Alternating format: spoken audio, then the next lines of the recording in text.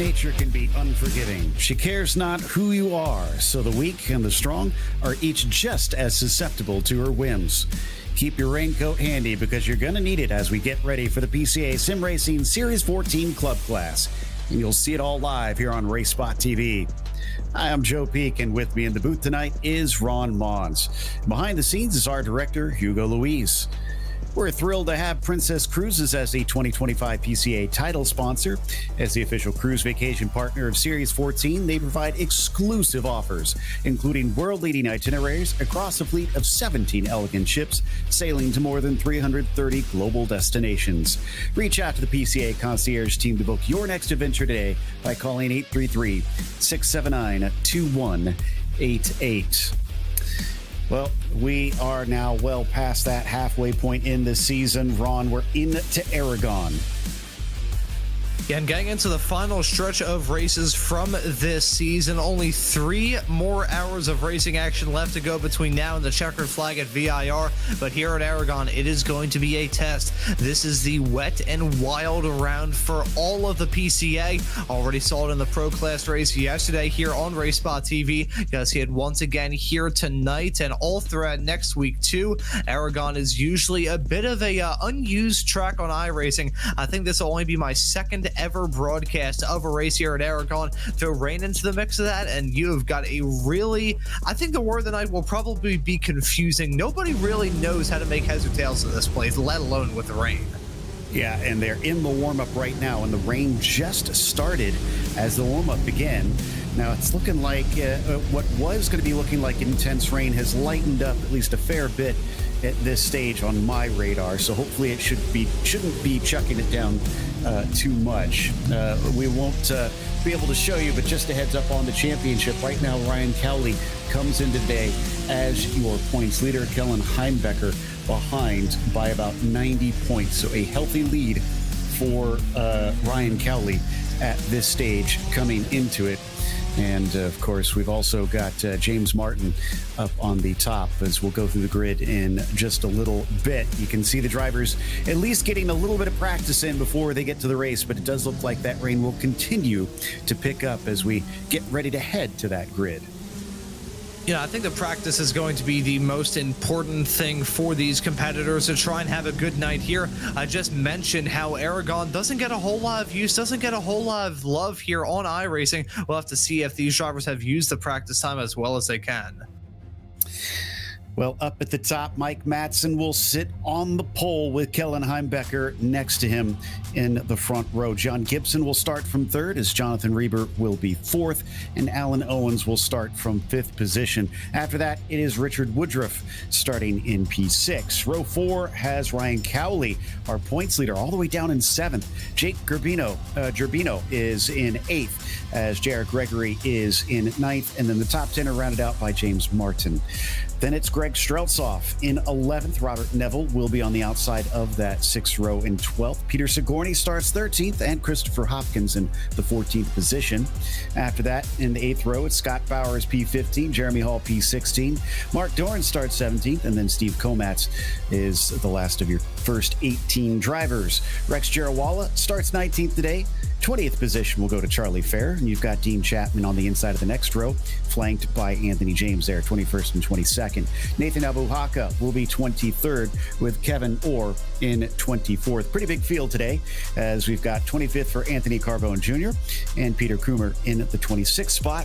From there, David Glenn starts 27th to Chad Casey on 28th. Marcel Yunus, 29th for him, followed by Christian Braun in the 30th spot. Jason Barnett, 31st. Dale Green, 32nd.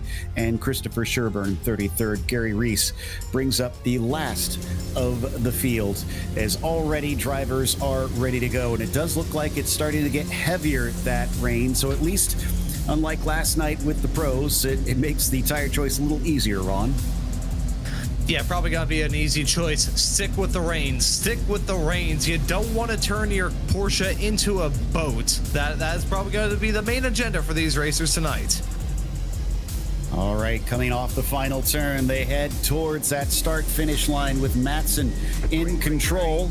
And there is the green flag. They accelerate away as drivers head up towards turn one. Last night, we had a successful turn one without too many incidents, but this time, barreling up the inside and thankfully missing everybody. That, I believe, was Alan Owens, who goes straight into the runoff. Yeah, he's got to rejoin the racetrack all the way in the mid-pack as they head their way off through the opening series of corners. Still, Matson holding on to that race lead over Gibson, over Heimbecker. You look at some of the racers that we have seen be dominant thus far this season, running into difficulties. That's another racer sparing off the track. I believe that may have been Woodruff. Looks like you're right. So he's able to make his way back on. Jonathan Reber, though, also went a little bit wide there at turn 5. As it switches back now, it's going to slow down through this portion of the track. Reber going to the inside of Ryan Cowley, able to sneak his way past him into 5th. But then downhill into the Sacacorchos chicane. This is going to be tricky on these wet conditions for the first time in Anger. Oh, this section is super tough in the dry, let alone in the wet. Look at the change of elevation as these competitors head their way off through this section. This track primarily designed and used by motorcycles, so you can certainly tell that whenever you're running here in Anger on iRacing. I can certainly tell, albeit maybe I just have a tuned eye or I'm not just great behind the wheel. We'll just have to see as we look now side-by-side racing between John Gibson and Mike Matson. This for the race lead, and through into it is going to go Gibson. Gibson's got the inside, which was the desired line last night in the wet. We'll see if he's able to take that final corner. And yes, he is much later on the brakes here than Mike Matson, who flows in behind him, but he's too late on the brakes. There he goes, sailing off, as behind the rest of the drivers have the reference of the cars ahead, have a little bit of an easier time. So Gibson briefly in the lead, but no more. And keep an eye on that final corner all throughout this race. Technically, it's marked off as 2. It is super, super long as we see that right there was a torpedo heading down into turn number 1. Very lucky we didn't see a collision heading down into the turn. Unfortunate start for Alan Owens. Wonder what the deal was. Probably a lockup through there as we see the live pictures. That was disaster for Reber as he careens his way down the running order. A spin off through the mid-sector. I believe, unless I'm very much mistaken, that was coming out of turn number 5. He's got to try and get that car back rolling quick. Looks like that may have been out of turn 1, actually. Yeah, so that was out of turn 1. He gets it going once again, but he's fallen all the way to 22nd. Mistakes could wind up being costly here. Trying to limit them may be key. And again, a car going, nope, that one was contact this time, is what caused the spin.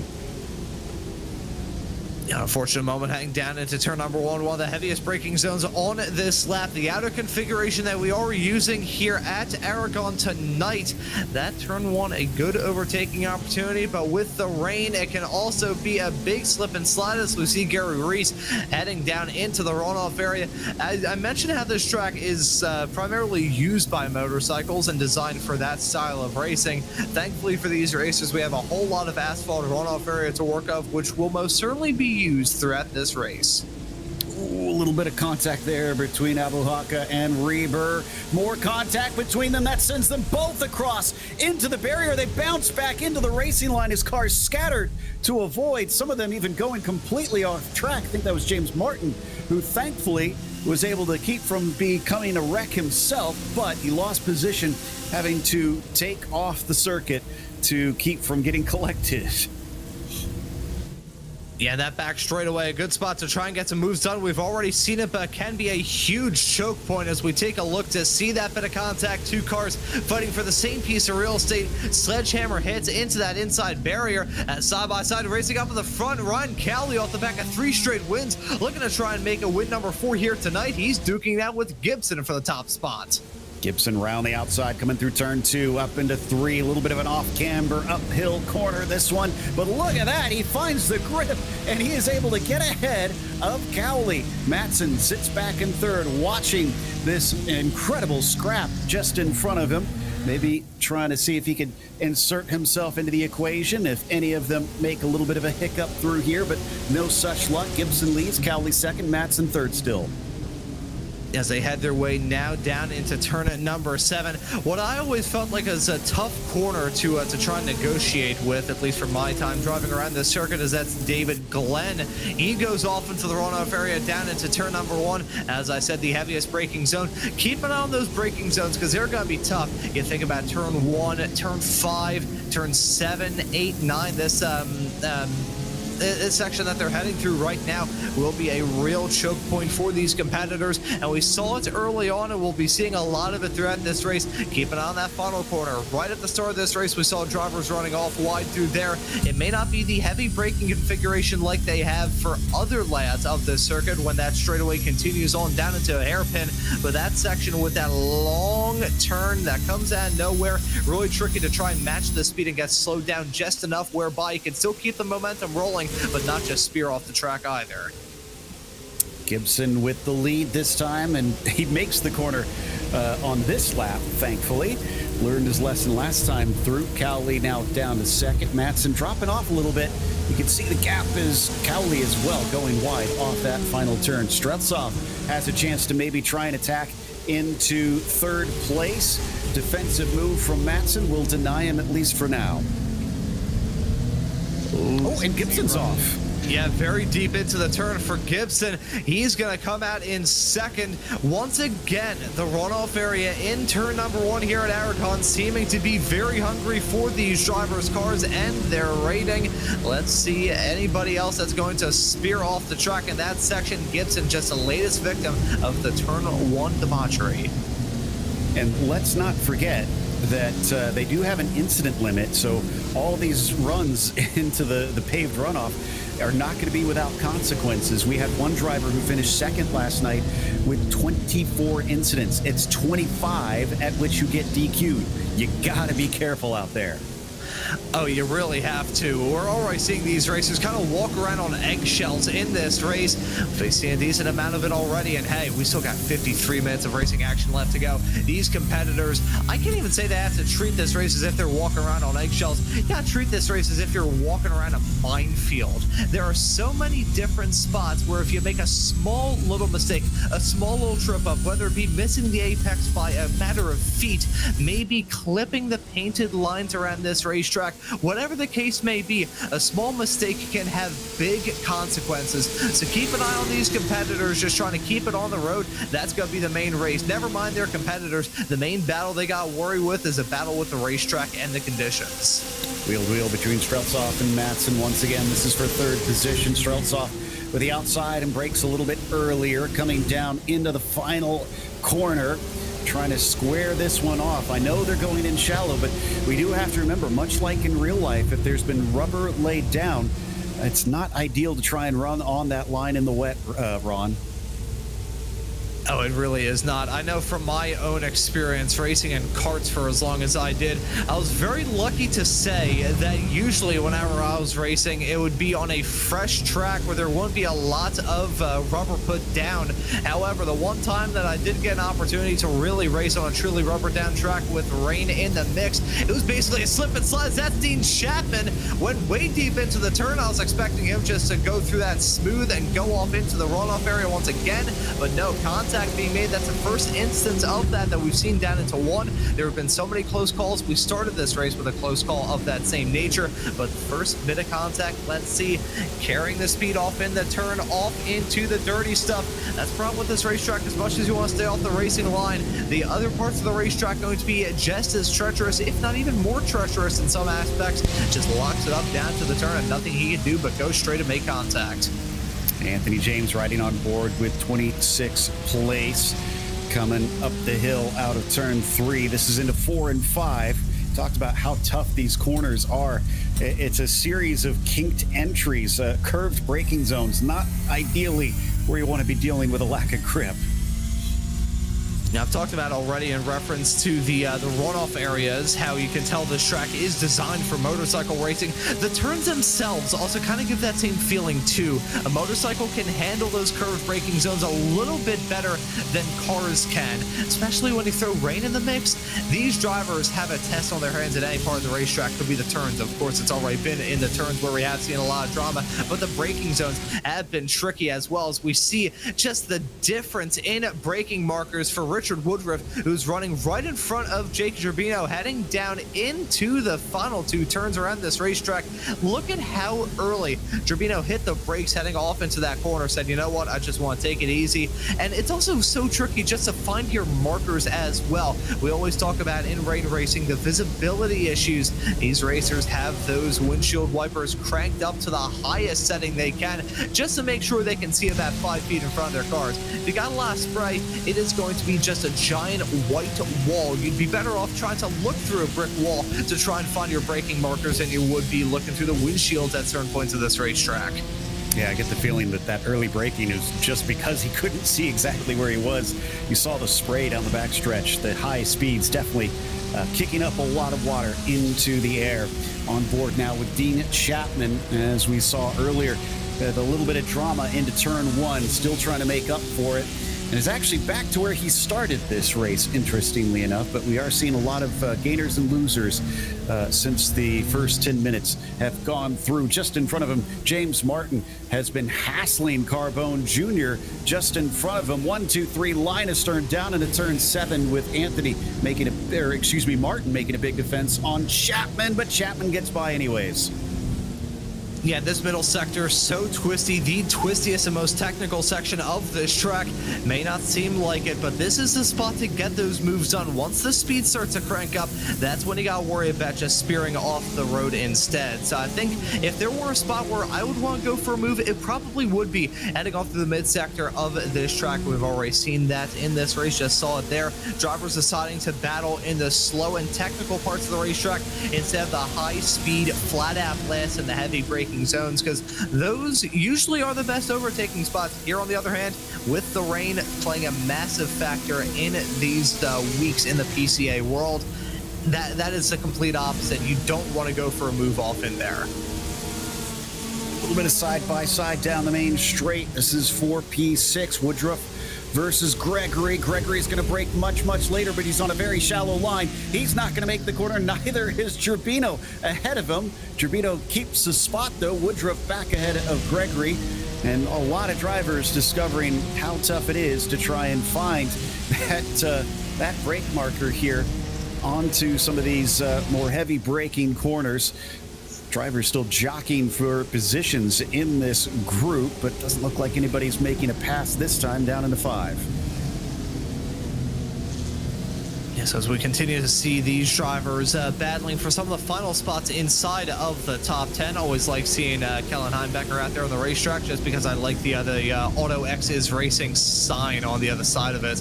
Always love to see that as a former autocrosser myself. He's running in P8 at the current moment. Has had some pretty good moments throughout this season, just generally speaking. Was involved in the battle for the win coming into the final stages of the race 2 weeks ago for the last round of the championship at Laguna Seca. It was Ryan Cowley who came out of that smell like a bed of roses. Cowley, off the back of 3 straight wins, holds on to an 1/8 of a second gap between himself and Gibson. A little bit surprised that I haven't seen Cowley really break away and form a bigger gap up at the front, but still running strong in a spot that we have seen him throughout many of the races this season.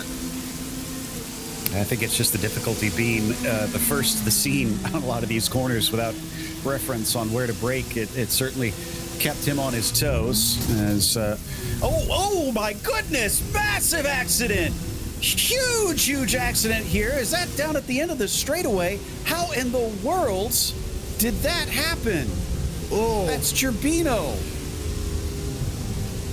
Unbelievable. Yeah, you can see him trying to back out of harm's way as I think he got clipped yet again. The front end damage on that race car, massive. I can see that front left wheel broken off immediately. We're going to have to load up a replay. You know how I said a few moments ago how the heavy braking zones, the high-speed sections were going to be the real choke points and the trouble spots? That's exactly what we just saw there. I wonder if visibility maybe played a role in causing that accident to take place.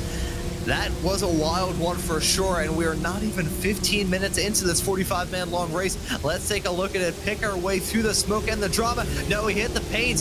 He hit the paint. That's exactly what happened. Nothing that he could do there. And was it another driver hitting the paint to try and avoid him? No, he's just slow on the track, and I guess they had no idea there was going to be a car there. I mean, I know visibility is bad, but my goodness, let's watch on board with Gerbino. He's the one that's first to the scene. Yeah, he can kind of see the car, but he doesn't have much time to react. And you can see when you hit something stationary at close to 170 miles an hour, it's not going to be a small one. Yeah, and look at the spray. From Richard Woodruff's perspective, he was the third and final driver to pile into that accident. I say third and final. You can see a little bit farther there in the back a shot. There was contact made with the stop car of Gerbino. It was a light clip compared to the vicious impacts that everybody else had. That was a brutal collision as they headed their way down into the final corner. Hit the paint. That's exactly what kick-started it all. He hit the painted sections on the outside of the track. I believe it's usually painted green with a white line there, but either way, that paint with the rain, I can't even say a slip and slide because I think you'd have more traction on a slip and slide than they had there. It certainly had the appearance of hydroplaning, so it was not good, whatever the case, and just a real shame to see. Now, they do have a spare car, so they can get back into this race if need be. In fact, I think I see Mike Matson has returned. Yeah, it's going to put you on the back foot for sure, as we're only about a third of the way into this one. This promotes Heimbecker up into fifth. It's just one more angle of the incident from on board here. Yeah, I mean, you really can't see what's going on. Oh, this is maybe how the car lost control. Yeah, I mean, gosh, there was so little warning. It just suddenly started to steer for him in a straight line. And bring another story in from my karting days. I remember whenever we would walk the course, my dad would tell me, hey, if it's raining, don't touch the painted anything. Don't touch the painted lines. Don't touch the painted curbs. Whatever the case may be, keep it on the blacktop. Keep it on the asphalt. Avoid the paint as if you would avoid the plague. And that's exactly why. There's so many reasons why you're going to lose out on a lot of grip. The track, that section of the track when it's painted is smoother compared to the asphalt. That's a lot more porous. There's a bit of grip that you can catch from the asphalt. With the painted stuff, though, as I just said, it's basically a slip and slide. It's a water slide as you head your way through there. Water on plastic, you try and slide through there, you're going to feel like you're going a million miles an hour. In a race car, though, you hit the painted stuff, it'll basically feel like you've switched from racing on asphalt to racing on plastic. That's what happened there. Nothing he could have done as soon as he got off the track, hit the painted section of the track that was soaked with rain. It was pretty much completely out of his hands. There's really nothing that you could do to stop that. So Ryan Cowley is still our leader as we got one more driver. Ooh, at a bit of a treacherous place. Thankfully gets off the racing line, but looks like they are even struggling to get the car going. We've also had a penalty for Jonathan Reber for an incident with the 958 car on lap 2. So we'll have to serve that one. And, a DQ for Jake Gerbino. Interesting. I don't think that was race control, or at least not the live race control either. Yeah, that had to have been for incident points. I mean, that's pretty darn good point. Quick yeah. to go through there. But I mean, with the amount of impacts that he saw, I mean, he had in that quick incident that we saw down the back straightaway, I think he was hit at the very least 3 times, and depending on how iRacing judged that could range anywhere up to as high as a 12x, which in this series, those 12 incident points, that's going to sting, especially if you had some drama a little bit earlier on. So I think that could be part of the reason why he has picked up that DQ, as if he wasn't to have this race already with a just battered and bruised car. Even though you can pick up the faster pairs here in this series, you can get that spare out, he was still down for the count in terms of doing well in this race, and that really just rubs salt in the wounds. Now he's gonna, I believe, you are correct. He was DQ'd because of incident points, so that's why he is no longer with us. Not something we see all that commonly out here, frankly, as we are towards the 20-minute mark. So hopefully before things kick up once again, we're thrilled to have Princess Cruises as the 2025 PCA title sponsor. As the official cruise vacation partner of Series 14, they provide exclusive offers, including world-leading itineraries across a fleet of 17 elegant ships, sailing to more than 330 global destinations. Reach out to the PCA concierge team to book your next adventure today by calling 833-679-2188. Looks almost more like speedboat racing with these rooster tails behind the cars coming down the backstretch. But the good news is, I think we're a few minutes away from the rain easing up from what I'm seeing on the radar as Doran takes another spot here. And that is going to be music to the ears of these competitors. They're going to be so happy about that. I won't be too shocked if they start foreign con candy. It is going to be absolutely spectacular news to see that break in the rain. I mean, we've already seen the drama. It's breaking out still. But even though the track is still going to be completely soaked, it will be a slight reprieve for these competitors. It's not going to be an immediate, okay, flick the switch, now the track is bone dry and we can get to the usual racing. It's still going to be heavily rain-soaked. It's just the promise that the conditions won't get even worse. Yeah, I mean, we'd be looking at, what, about 35 minutes of non-precipitation. Is that enough to switch to dry tires at the end? And you probably have to go pretty late on it as we check out Jason Barnett in this battle for 21st position with Anthony James. He's going to try around the outside down through turn 2. Coming up to 3, he's got it done. Promote him to P21. As we see that battle get settled out there on the circuit as they head their way out of 3. I want to touch on the point that they just raised there, Joe, in reference maybe these competitors could switch to dry tires a little bit later on. It's tough because we have already a third of this race in our rearview mirror, 38 minutes left to go, closer to 39, but we'll just call it 38 because we're below that 39 mark. But with the amount of racers that we've got out here on the racetrack, even though we don't have time on our favor, there are so many drivers running here, and you can just see from the rooster tails coming off the back of these race cars how much these rain tires tend to disperse the rain out. If the weather completely dries out soon enough, we could get to the point where I don't think we'll get close to dry. I don't think we'll have a dry line form, but I think we will get threateningly close to that sort of territory where the track is both too dry for wet and too wet for slicks. Jared Wall is going to get a spot on Sigourney, or at least it looked like he was. Sigourney is going to outbrake him. Will he make the corner is the question. Turn 1 has been a real bugbear for these drivers. He is barely going to stay within the bounds, but Rex will take advantage of that just by out-accelerating him. Now, Jeremy Hall is a problem behind him. You know, here's the other part of that equation of what you're talking about, though, Ron, is we have to remember they don't usually change tires in this series. So that's, I think, from what we saw, an extra 30 seconds or so, 30 to 35 seconds added to your pit stop if you take tires.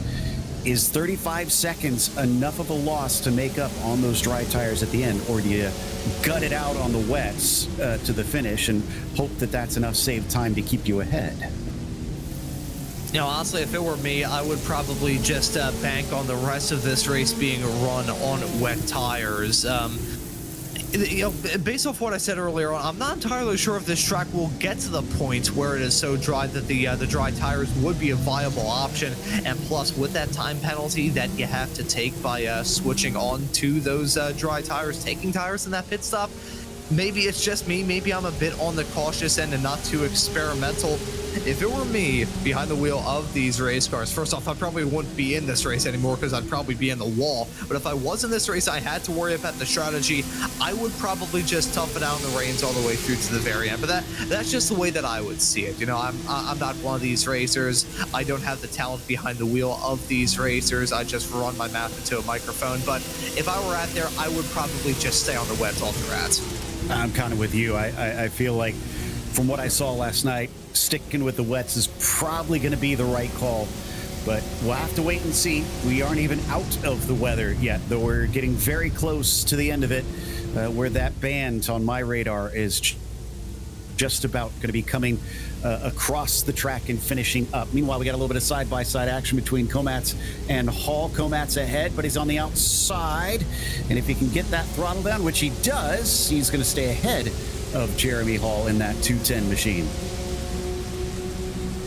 Yes, keep an eye on these battles all throughout the field. Even though these conditions are so unbelievably treacherous, these competitors are still throwing everything that they have got at it to jump up into any sort of spots. And I think part of the reason why that could be the case, of course, the level of talent that we've got here in the PCA series is absolutely fantastic. However, as we are now in the final stretch of races through to that season finale at VIR in December, these competitors do have to worry a little bit more about how they can position themselves in the championship. So keep an eye on these racers to maybe see the bigger picture in two ways. Either see the bigger picture and decide to take it easy, or see the bigger picture and absolutely go for it. Did have a penalty from Mike Matson. Looks like a black flag for failure to keep locked on the brakes.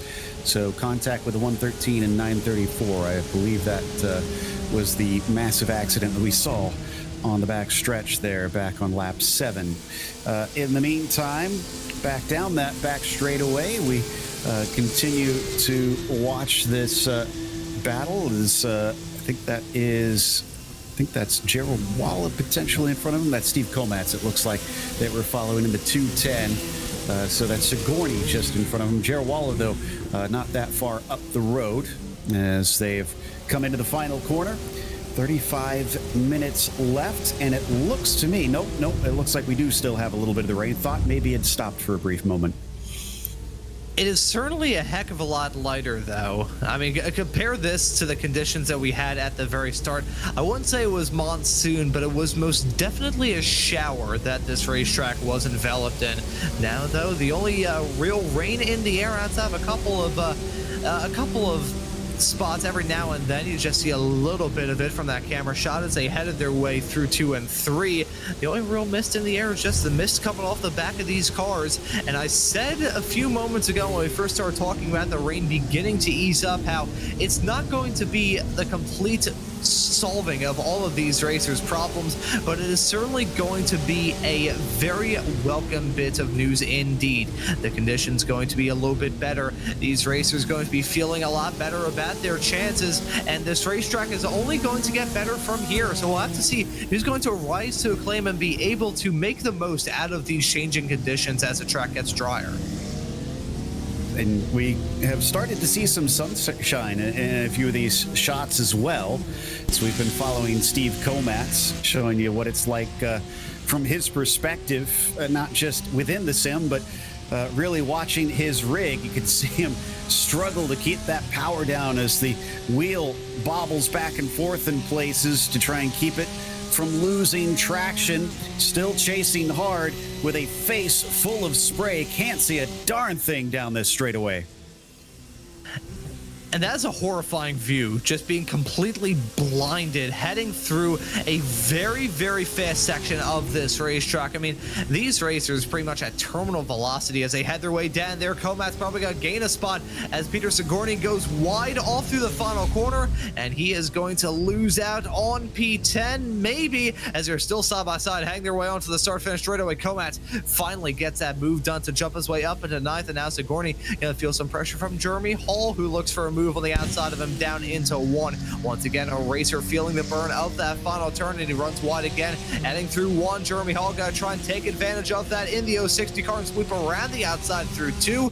Will this be that final spot inside the top 10 for Hall, or is Sigourney still going to hold on to it? Let's see, as they're still duking it out through 3. There we go. Hall jumps his way up into 10th, but to wrap up on the point that I started this by saying, that back straightaway, these racers are hauling the mail through there. So to haul the mail, be at terminal velocity on that massively long back flat-out blast, and have no view of anything going on around you, it is such an unnerving feeling in the cockpit. And I think the rain has now stopped. It looks like precipitation is not showing on the radar. And the pictures we're seeing, they are fully in the sunshine at this stage. So we have finally come out the other side. 31 minutes left on the clock. There is your time. So literally about half this race is going to be spent in the with the rain. I shouldn't say in the wet. And the other half is going to be spent without the rain, split perfectly down the middle. Ryan Cowley still unable to run away from those chasing behind. You can see John Gibson about 1 second back, and we take a look at his webcam as well. But man, look at the gap behind them, Ron. It's a full 10 seconds down to Gregory in third. Yeah, these two have risen to the occasion. They have broken off. They're driving off into the sunset. Insert whatever phrase you would like here, but it has been a commanding drive from both of these competitors. I mean, we've spoken at length about Ryan Cowley and the season he has had up to this point. 3 straight wins. I wouldn't necessarily say it's been sheer dominance, but it has been darn close to it. Now had 2 poles in a row in Indianapolis and Laguna Seca. Do want to raise that Ryan Cowley in the past 2 races leading up to this one was able to convert a pole into a win. There's only been 1 racer that hasn't done that thus far this season. It was James Martin at Watkins Glen, who that race was actually won by Ryan Cowley, funnily enough. So it doesn't look like it'll turn out that way here today, but Ryan Cowley and John Gibson rising to this occasion, building that gap. And even with the brief battling that I saw between Jared Gregory and Stretzloff, these two have still just driven off into the sunset and handling the pressure better than anybody. Already seeing some lap traffic there. So leaders are going to be having to deal with that a little bit earlier than what they're probably used to. And checking in with Robert Neville sitting in 5th. Now he is directly ahead of Kellen Heimbecker. The reason I bring him up, you talked about the 3 straight wins for Cowley. Heimbecker on 3 straight second places, but Kellen's in 6th right now. So he's going to have to work a little bit if he wants to keep up that second place run as we once again hit that final corner. Neville continuing to hunt on Stretzloff for 4th. And Robert Neville, a driver that I've gone to commentate a decent amount thus far this season. He's been a strong competitor here in the PCA, strong competitor over on the Radical SR10 side of things as well. So keep an eye on him. And what I gotta say is a darn good looking race car. So I think we talked about this in the opening round of the championship at Spa. I just love the blue plaid look on that 087 machine. And it's pretty fast too, holding on to P5 right now, and may be smelling a little bit of blood in the water as Stretzloff right in front has lost out on a little bit of time. He has fallen off the back of Jared Gregory right in front, and he's going to try and hold on to P4 for as long as he can, but he's got Neville right behind, and right behind Neville is Heimbecker. These 3 competitors all applying a pressure on each other in some way, shape, or form. Let's see who's going to go for the move and when they're going to go for the move. Certainly looking close right now, but not for the attack for Neville. He's still got Heimbecker just behind him, coming down into the Sacacorchos chicane. They all navigate that quite successfully. Thought maybe we'd have a little bit of troubles there, or maybe just a better exit from Neville. Now, as he squares off Marc Marquez, a very critical corner on this lap. Heimbecker not able to get close enough. Stretzloff still keeping himself an arm's length away with that 4th position.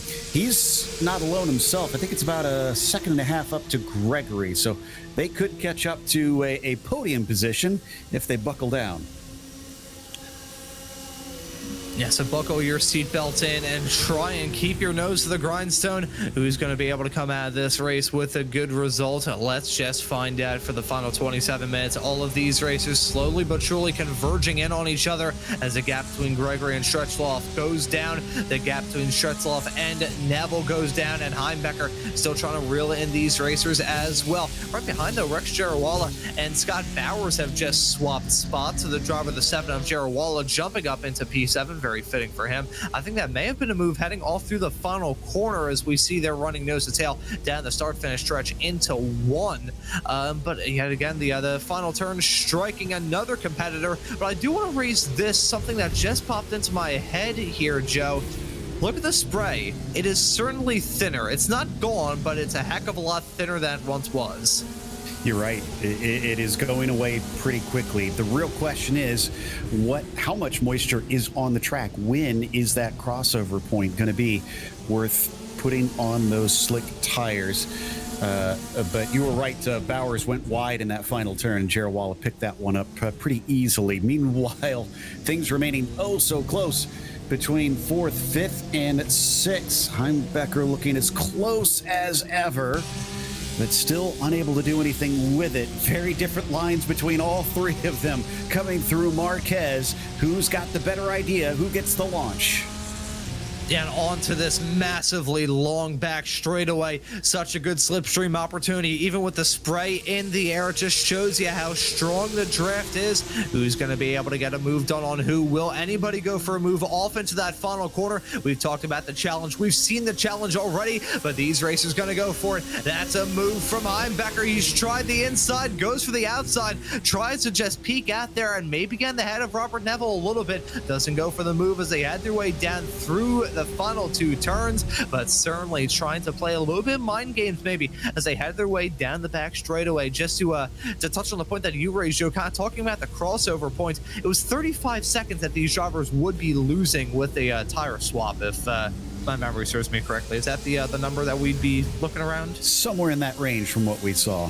Gotcha. So I'm going to pass it off to you and talk about this racing with Alan Owens, who had that drama down to turn number 1, as I try and work out the numbers to see whether or not these racers could actually justify that tire swap. Yep, coming around the last corner wide for Owens, cuts back, gives just enough space to Chapman at the apex. Both of them, I think, with a bit of a loss earlier in this race. Chapman involved in an accident also into turn 1, as they're going to once again come to blows potentially. Chapman deep, given just enough room down at the corner, and Owens will hold on to the spot. Watch out behind him. Here comes Peter Coomer. He catches up with the two squabbling back and forth through these first few turns, now making a trio. Yeah, so this group of cars still very, very close together. Close quarter stuff all around this racetrack. I gotta say, Aragon has put on a darn good race, even if we discount the weather drama, which has certainly been a fantastic talking point to raise all throughout the show. The racing out there on the circuit has been very good, very respectful, and super duper clean as well, even with these let's face it, rather dreadful conditions. This is a tough racetrack to drive around in the dry, let alone in the rain. So I commend these racers for the effort that they have put in, keeping it clean, keeping it smooth, and giving us some awesome racing. Nice little battle here between Doran and Sigourney. Doran's going to go for that outside line, maybe trying to keep the tires cooler at this stage just to make them last until the pit stop, but he defends a little bit later down the straightaway. Sigourney will swap over with him, try the outside line under braking, which is better into here. It looks like the inside line, I think, because Sigourney is off into the paint and then he suffers. Yes, I really got to get tripped up through there for Sigourney. Once again, that final turn strikes these competitors. There's a reason why I've been talking about beating this dead horse, so to speak, all throughout this broadcast. That final turn it's in that kind of bad sweet spot, so to speak, in the rain, where you got to carry a lot of speed all through there, but the car does not want to do it. So you either have to go too quick in there and probably end up off the circuit and in the runoff area, or you got to go really slow through there. That's the reason why it's a good spot to overtake too, as Jason Barnett going to try and jump his way up into the top 20 here around the outside. Casion, is going to break deep. That pretty much forces Barnett to have to give up there.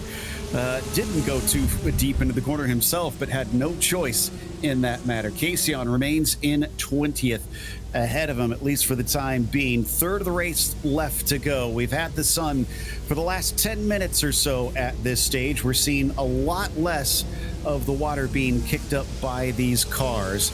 And the lap times, let's see, what have we been looking at here, are down since the rain by about 5 seconds, it looks like. And, you know, on the subject of lap times improving and all of that, I've been able to run the numbers, and I want to specify that this is math done by me. My broadcast booth is now completely filled with smoke trying to run the calculator and work out the math in my head. But here's what I've been able to work out. Usually we see pit stops within the final 12 minutes of this race for a decent chunk of the field. With the pace that we're running at the current moment, around about 1 minute and 50 seconds for this field, we'd probably have about we'll just say about 6.5 laps left of racing action before we really get to the end and get to worry about who's going to win this race. We'll just say 7 laps left to go. 35 seconds is the time that you have to try and go through. So for these competitors, they have to try and gun down the field at a rate of about 5 seconds a lap. That's pretty much what you got to do as we get to the end. So if you can get 5 seconds quicker than everybody else by switching to the dries, it may be a worthwhile gamble. Otherwise, I think staying on the wets may be the good spot to be in. Yeah, I'm leaning more and more towards just keep the wets on as we watch between Coomer and Chapman fighting for 16th position. We've had a couple pit stops. Christopher Hopkins has been in about 3 laps ago. A little bit longer for a regular stop, but not enough for tires as we go wheel to wheel down into 4 and 5. Chapman once again will rebuff Coomer, who tries to duck back underneath him, but the 333 has to wait patiently as he's not able to make the overtake. Other than that, I see Abu Haq with a 5-second stop. I don't know that that's going to be enough as Coomer goes completely off the track, and that battle is now officially over. Oh, as we jump back to this battling inside the top 10, these competitors battling for the final 2 spots inside the top 5 as Stretzloff holding on to the inside line. Heimbecker going to go deep. He may very well end up in the gravel trap, oh so close to it as he headed his way all through the final corner as Robert Neville tried to make something work on Greg Stretzloff. Still P4 and P5 for those competitors. Heimbecker having a gap grow, now about a second between himself and Neville as a result of that moment, heading off through the final corner. Once again, a competitor running wide through there. As much as we talked about turn 1 being the real trouble spot, I think that final turn starting to be another one for these competitors to really have to be on their best behavior. And we talked about walking around on eggshells. It's like walking around on eggshells inside a kitchen that's in a minefield. This battle for 4th has been going for much of the race at this stage. Streltsov, Neville, Heimbecker can't seem to get away from one another. But I want to stay here, but I do want to point out that Cowley and Gibson have been close for this entire race as well. It has extended now, you can see on the tower, up to about 2.5 seconds, but that was due to traffic. I still think if we see either Cowley or Gibson make a mistake out there, that could be race changing. Oh, that would be a huge swing of momentum. If one of them trips up, I wouldn't have... Whoa! Leak out. Speaking of tripping up, that was Greg Stretzloff with a 4-wheel drift as he headed his way onto this back flat-out blast through turn number 11. It may not seem like the biggest turn in the road. It's not the sharpest. It's certainly the fastest, but here in these conditions, it is tough, and we just saw him there. It's like, I think it's the that Audi GTO car that we have here on iRacing. That would be a move that I would see out of that car, not have a highly tuned modern race machine. Shows you how tough these conditions are. And Neville has found it tough under braking once again as he's going to lose the spot to Heimbecker, who slips past him. And Neville getting on the radio as well, as you can see, lips moving. I know you guys can't hear him, but I think he was complaining about the lines of some of the cars coming into that braking zone, which I kind of understand the switching of directions, if I'm honest, Ron, because like we've said, they're trying to keep the tires cool, but at the same time, it seems like that inside line is still the place to be under braking. Yeah, that's exactly right. There's a lot of different things that are causing these racers to weave around the back straightaway, for lack of a better term. Of course, trying to cool off the tires on these race cars at the top of the list of reasons why.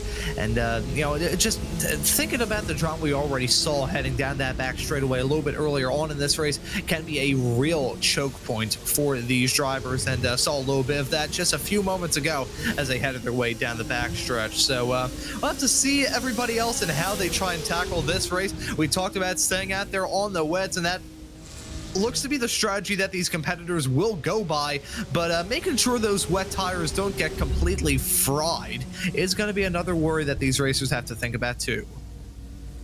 Great battle between Kaysion and Barnett here, coming down towards turn 1, but it looks like Barnett's got him covered off into that corner, and no response there from Kaysion.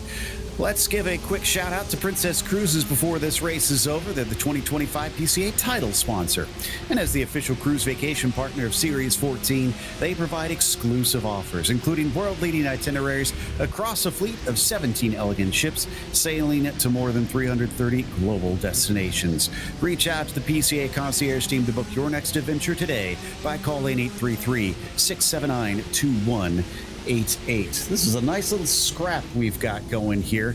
In the meantime, getting close down through 7 as Kaysion tries to threaten, but he loses traction and Barnett scampers away. And a racer feeling the burn, heading off through what I think I mentioned a little bit earlier on in the show as being a very challenging corner, turn 7 on this racetrack. You got curved braking zone as you head your way off through 6 on the entry, and then it feels rather abrupt heading off through there. It feels like the track bottlenecks as you head your way off through turn number 7. Can be a very tricky corner to try and nail down as we ride on board with Peter Kumar at the perfect time to see him running wide, heading out of the final turn, hit the painted curb and the painted asphalt on the outside of the turn, and you could just see the RPM spike in that race car. I remember back in my karting days, even in running single speed karts, where I think at most I was probably developing about 18 horsepower in those engines, I would still feel the rear tires spin up, which for an 18 horsepower single speed kart running a centrifugal clutch, that is a pretty impressive feat. Shows you the lack of grip that you have on anything that isn't asphalt when the track is still wet. Charlie Fair, and that is going to be Sigourney that doesn't quite get the spot. Charlie P12 for him now. Both of them get the throttle down coming out of Sacacorchos, and it looks like Ferrer's got the advantage, although you can see it's a long, long corner afterwards into Marquez. Another important exit on this circuit, and Ferrer is about a few car lengths up in front. But now, you mentioned the slipstream a little bit earlier, Ron. I think it's going to start to take effect, and indeed, you can see Sigourney already gaining. Closing up that gap, closing more and more. Kellen Heimbecker's made the call to come down pit lane as we've seen a move from Sigourney to go down the inside, heading down the back straightaway off into the final turn. He's going to go down on the brakes and down the gears. He's going to go. He jumped into the spot, but Ferrer maybe got to try and capitalize on a potentially poor exit from Sigourney. He keeps it tight on the exit. You can see that gap is still relatively close between those two racers. Looks like that battle has cooled off, so we can switch our attention to that pit stop from Kellen Heimbecker. Intriguing to see him come down pit lane a little bit on the early end. I said this a few moments ago in reference to the drivers maybe considering dry tires. Usually see the pit stops within the final 12 minutes of this race. Heimbecker coming in a little bit short of that, about a minute and a half short to be a bit more precise, but Heimbecker still making that call to come down pit lane right towards the end. We'll have to see with the rain. This is a bit of a punt, so I apologize for this. Let's see if it starts a flood of racers coming into pit lane. Well, I'm going to throw the proverbial cat amongst the pigeons. One thing that we floated last night, and I think one of the drivers said it may have wound up being possible, is could you go to the end without needing fuel? Because remember, it was already a pretty wide open pit window in the dry. Slower lap times means less fuel consumption. Is anybody going to try it? Oh, that is a fantastic point that you bring up there, Joe. And, that definitely does have a lot of merit behind it. I think about my own experience commentating rain races. Ryan Cowley not going to want to make it to the end. He has that championship points lead, as much as it is a big one with 3 wins in a row. He wants to try and go for a 4th and doesn't want to have any questions in his head. He comes down pit lane. We'll see if anybody else follows in tow. It's Jared Gregory comes down pit lane. Perfect time to take a sip of water for Cowley as you stopped in the pit stall. Let's see how long it is for him. But no, in the rain, you usually can see racers run a heck of a lot longer on fuel than they would in the dry, whether it be in Formula Ford cars or here in these Porsche Cup machines. You can see it, and we'll have to see if anybody decides to roll the dice and make that call to stay out for the entirety of the race. That could be big if they do. And Ryan had been running such good pace. He emerges in 5th position. So he didn't really lose that much in that pit stop. Also, I'm not sure if this is in homage to Halloween being tomorrow night. That clown is very creepy in the background that he's got framed up. Oh. I'm not sure why. Was that always there? I don't feel like I remember seeing that in the past. See, I think if we can keep this shot going for a little bit long as he tries to battle with Scott Bowers, I think he's got more issues on his hands, but if he was listening to the broadcast, we'd probably see a small little grin pop up on his head, but I think he's got some other important matters on his hands currently as he tries to get past Scott Bowers to jump his way up in the 4th, make sure he doesn't get held up too much. As you can see a dry line beginning to form here, but I don't think it's enough for these racers to fully consider running on dry tires, especially considering that we're getting into the final 10 minutes. They would have to be closing up that gap by a country mile. That clown is definitely a little bit on a creepy, and my I know one of my older brothers is very scared of clowns, so if he's tuning into this broadcast, I'm sure he would have tuned out at that exact moment. So Gregory's made his pit stop. Heimbecker, Gerald Walla, it looks like Alan Owens has been in and out. We're down to the final 10 minutes. Gibson has remained on track. He has not pitted yet, but we are uncertain if these drivers will need to come in and make a stop. Looks like Bauer is going to choose to pit in. Komat's behind him, gains a lot of time actually on pit entry. And there you can see how close he is heading down for his pit stall.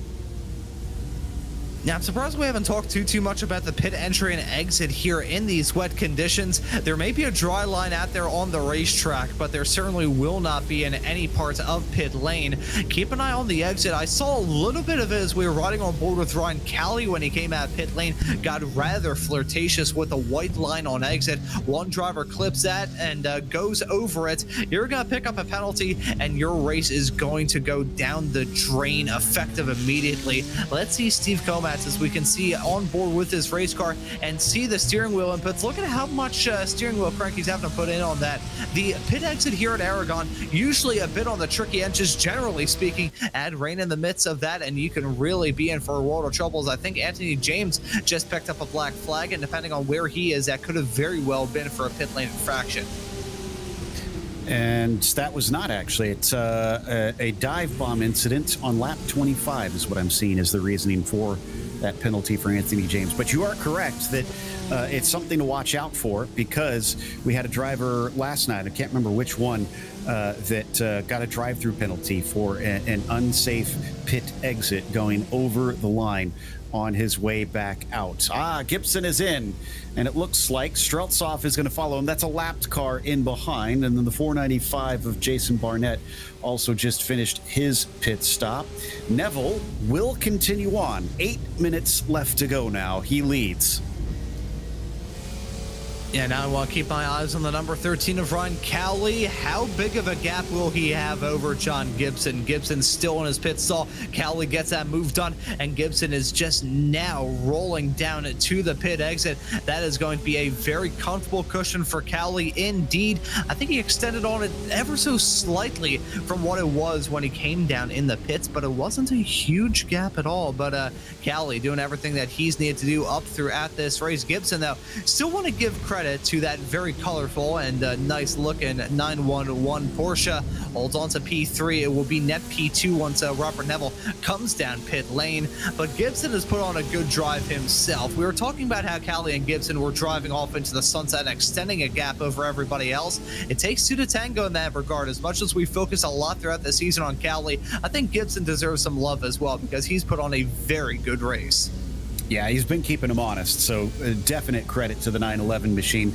I think he emerged maybe a few tenths farther behind Cowley than when they came in, so not a huge loss there. Still, I think he probably was hoping for a bit more of a gain as the 610 comes back onto the track himself and is in fact behind the 705 of James Martin now that they've returned. But Martin is more concerned with Coomer up in front of him, although Chapman gained quickly. My goodness, he was much farther than this when he emerged from pit lane, and he's now many car lengths closer.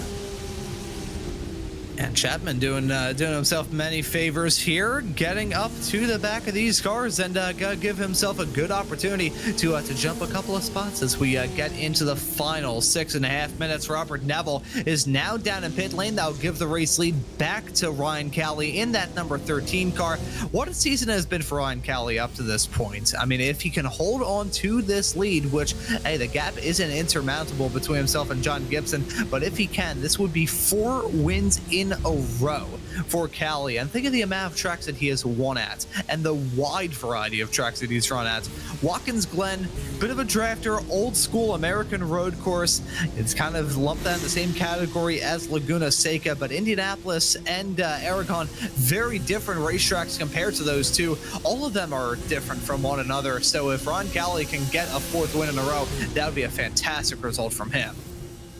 Wheel to wheel, whoa, going way off. That was Chapman failing to hit his brakes in time. He'll dive to the runoff and return about a 1.5 seconds behind that battle for P15 now, which looks like Martin has well under control. Continuing to try and wet the tires here now in these final few minutes. Nobody has elected... we have had 2 drivers elect to take dries, Anthony James and Dale Green. But they are in the 28th and 29th of 29 cars running. So I suspect that is what we call a Hail Mary. And, you know, even if it doesn't work out for them, I want to give them credit and props for just being brave enough to say, you know what? Why not? Let's run the slick tires. I think if this was an 1.5 hour long race, those slick tires would really deserve many more considerations than they're probably getting in this 1 hour long race. Look at the dry line that has formed. I kind of waited up when I was thinking about whether or not these racers could go for that once that rain stopped, even though we only had about 30 minutes of racing action left to go. I think it was 31 minutes once the rain fully ground to a halt. There are so many cars out here on the racetrack that dry line can be formed rather quickly. So I will give props to those competitors. Even if it doesn't work out well, I'll give them the credit to throw that Hail Mary, give us a little intriguing storyline to munch on as we get closer. That whole sequence didn't work out for him. He wound up about 2 seconds back from Gregory in the end as we continue to watch Martin and Coomer come down into the final turn. Peter is going to be a little bit wide here, not outrageously so compared to some of his compatriots so far in this race, but he does lose a little time to the 7:05 as they cross with just under 4 minutes left. I think Ryan may have about 2 laps to go when he comes to the line here this next time. Yeah, I'm running the math in my head. I think you may be right there, Joe. So 2 laps for Ryan Cowley. Whenever we get into these sort of like touch and go situations in terms of how many laps we do have left, can wreak havoc on some racers who may have cut it a little bit close on fuel. But we did talk about the fuel a little bit earlier on as to whether or not anybody could make it all the way through from the drop of the green through to the fall of the checkered without coming into the pits. Looking through my live timing tower, I don't think anybody decided to risk it and go for that. That would have been a really good storyline if anyone decided to run that strategy, because I have seen people do it in some 40-minute long Formula Ford races where pit stops were not just usually needed, but also a stated rule in the rule book. So they got disqualified, but they put on a darn good job to get that DQ. Oof, look at that run from Coomer coming out of the chicane, but he's got no place to take it. He's still stuck behind Martin. And the 705 is going to give him a nice tow now. This might be a better opportunity for the 333 car. Hugging the inside line, the 705 is going to try and keep that, that shortest line under guard, but it's not going to be successful as Peter basically forces his way through and is going to be able to take it away, and that will give him that 15th spot. Yeah, so pretty nice move there from Peter as he headed his way down the back straightaway. Still not over, though, as James Martin in that 705 car going to slip back in tow, maybe get a move done in the not too far off future. Once we get to this point of the racetrack where you have that definitive dry line, it does get to a point where I'm not really sure the other way that I can describe it. There's a meme out there of like a blob inside of a box, and the blob tries to leave the box. A fist comes in and punches them right back into it. And that cuts to a scene of that blob being in an even thicker box. That's basically what it is when you get to a racetrack like this. These drivers are maybe going to briefly experiment, run off that dry line a little bit, feel like they're racing on a slip and slide, and say, nope, you know what, I'm going to stick to these train tracks between now and the very end.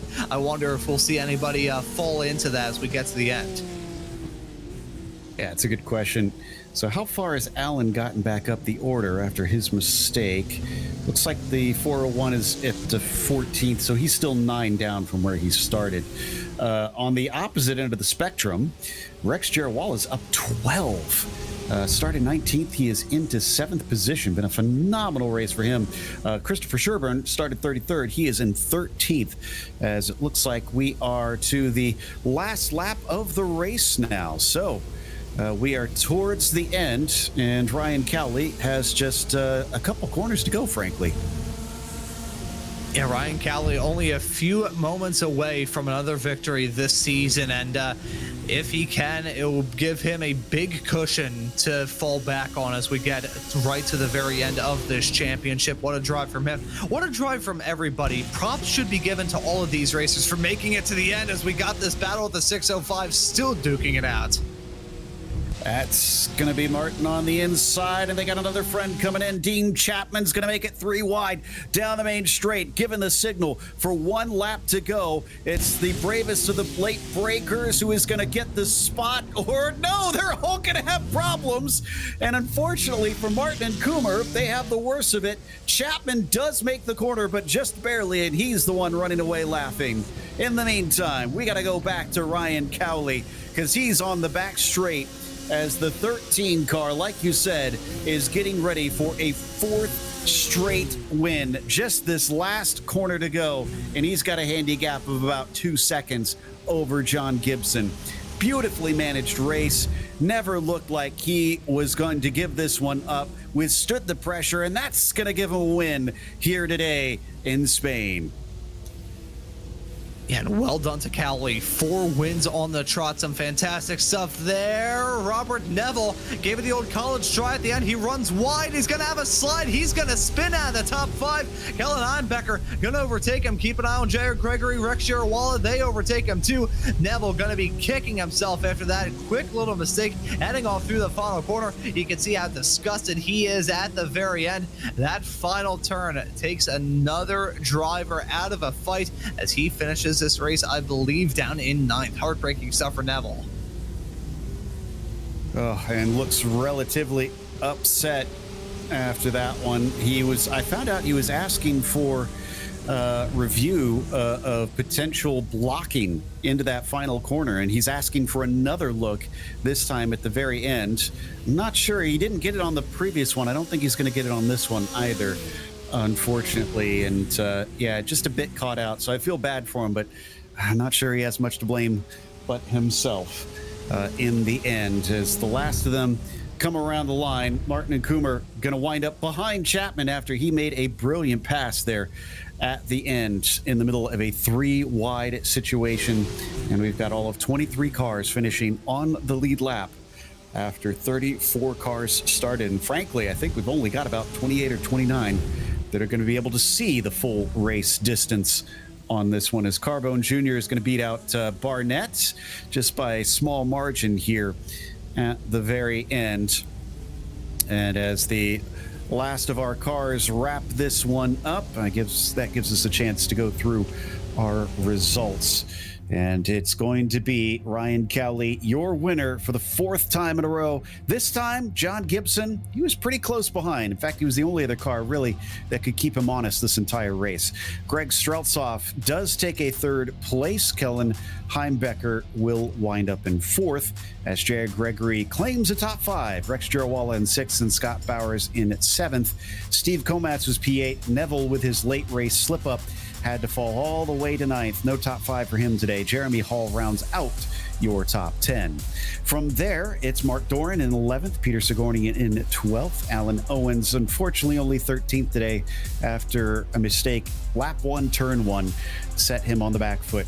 Charlie Fair was 14th and Gene Chapman was 15th. Peter Coomer, with a battle with him at the very end, fell to 16th. James Martin as well, down to 17th, with Christopher Hopkins in P18. Then it's Chris Scherber 19th and Anthony Carbone Jr. rounding out your top 20. Jason Barnett was 21st, and it's Richard Woodruff in the 22nd spot, Chad Casey on P23, and David Glenn in 24th. From there, Jonathan Reber was 25th in the quarter century mark. Nathan Abuhaka was 26th, and Christian Braun 27th. Anthony James, P28 for him, Dale Green 29th, and Marcel Yunus in 30th. Last couple drivers at the end. Reese was the DNF, so was Matson, Gerbino, and Orr, with Gerbino being the only DQ, I believe, due to those incident points. Thankfully, only that one, but still disappointing for him that had happened. Let's talk to Ryan Cowley, though, and see what he thought of this race with the wet to dry conditions. Ryan, it looked like you guys were having to deal with some pretty worn, wet tires at the end, but despite the pressure from John all the way from start to finish, it looked like you had it under control. Yeah, looking at the forecast, I knew we were going to be on the same set of tires the whole time. So the first half of the lap, I was real careful to be smooth. I didn't want to add a lot of slip angle to the tires, so I just saved them so I had some tires in the end. Well, that worked out perfectly for you. Obviously, it was going to be a bit of a factor with the way that the weather report was looking. I mean, coming into this one and not knowing until the session itself started, what was your practice approach? Did you try a mix of wet and dry? Did you try just wet, or how did you go about it? Yeah, first time at this track, so I learned it dry, and then I practiced, kind of had a setup for wet, had a setup for dry, but probably more importantly, after doing a couple of practice races with everybody, and your vision is so obscured by the mist that usually one braking marker's enough, but I picked a braking marker on the left side, a brake marker on the right side, so when I couldn't see anything, I still had some idea where I was, and that really helped while I was in traffic. Well, incredibly smart, and it sounds like it worked out well for you. The other thing that's worked out well is 4 races in a row and 4 wins. I mean, can you keep this up? I'd like to say yes, but those guys are so quick and so good, especially Kellen. He had some bad luck earlier today. He and I practice a lot, and that guy puts in more work than anybody. So I know he's coming, and everybody else is coming. I got a big target on my bumper, and I'm hoping to get some company up here, really.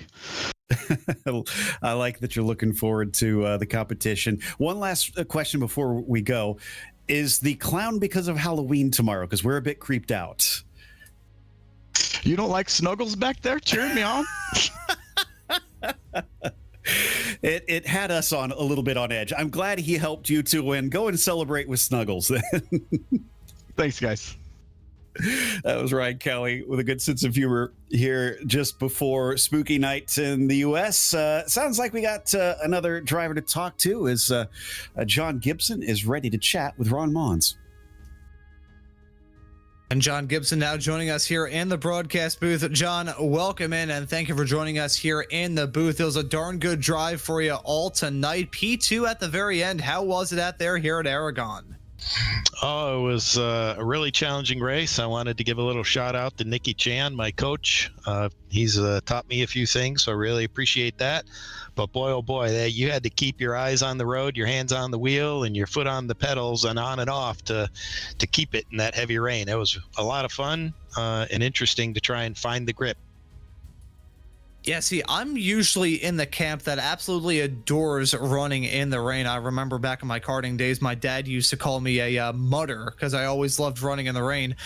So I want to ask you what your thoughts are about running these iRacing events in the rain, even at a very tough and unknown quantity of a racetrack like this. Well, when I started out, I really was not excited about running in the rain the first time I did it. But after doing it a few times, I'm kind of like you. I'm starting to really enjoy it. I think it teaches you a lot on car control and gentle on the inputs. So I've grown to enjoy it. See, I think the only reason why I don't want all races to be rain races, well, it's a couple of reasons. One, I love dry running as well. Love to see what you competitors can do on a fully gripped up racetrack. And as someone who's now gotten the opportunity to do a little bit of production work, I don't want my graphics card to completely explode, as I'm sure you probably won't want either.